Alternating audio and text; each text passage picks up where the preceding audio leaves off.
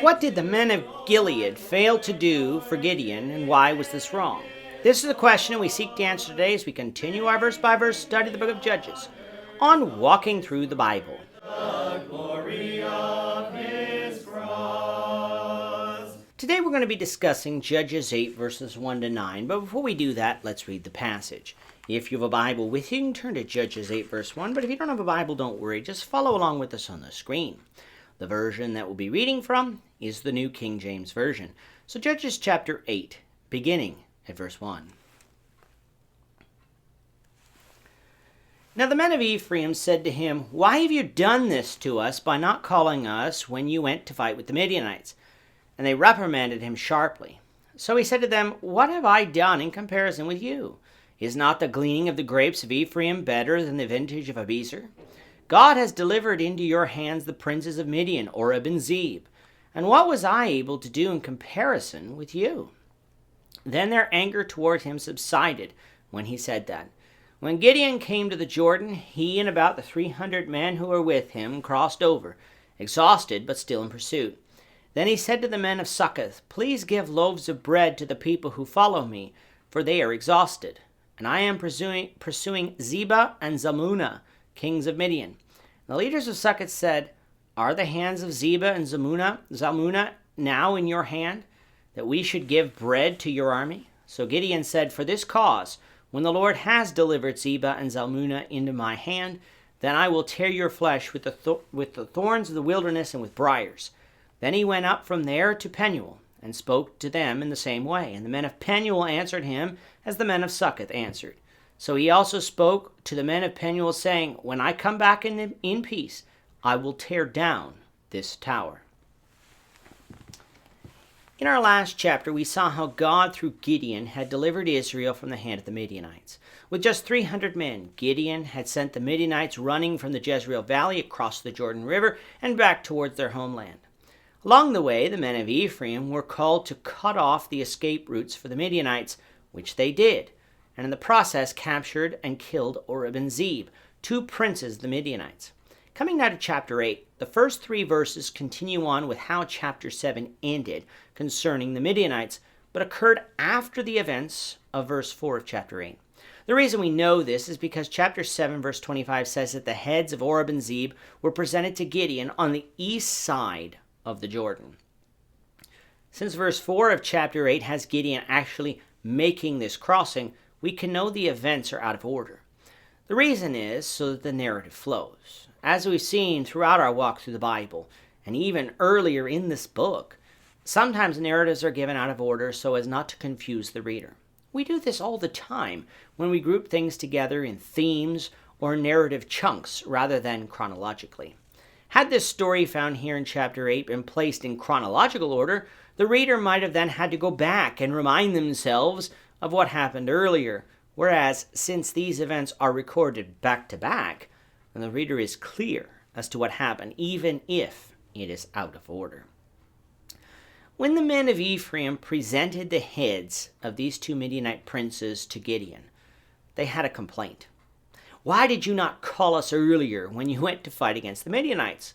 Let's remember, Gideon is from the tribe of Manasseh, and a family of Manasseh that was considered to be one of the least in that tribe.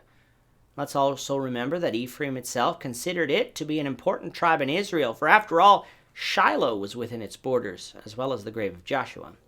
This sibling rivalry between Ephraim and Manasseh exacerbated further with the tribe of Manasseh, Joseph's younger son, receiving the birthright, is only thus to be expected. Now Gideon could have pulled rank, saying that he was chosen by God to lead this battle, and that if they had a problem with that, they could take it up with God. But Gideon didn't do that. He was a humble man, focusing on the fact that the men of Ephraim had scored a major victory in capturing Oreb and Zeb.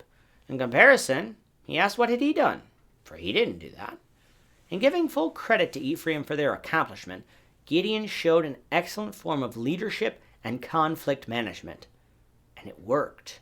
The men of Ephraim were no longer mad at Gideon because he didn't take credit for what they did. So why then should they be mad at him?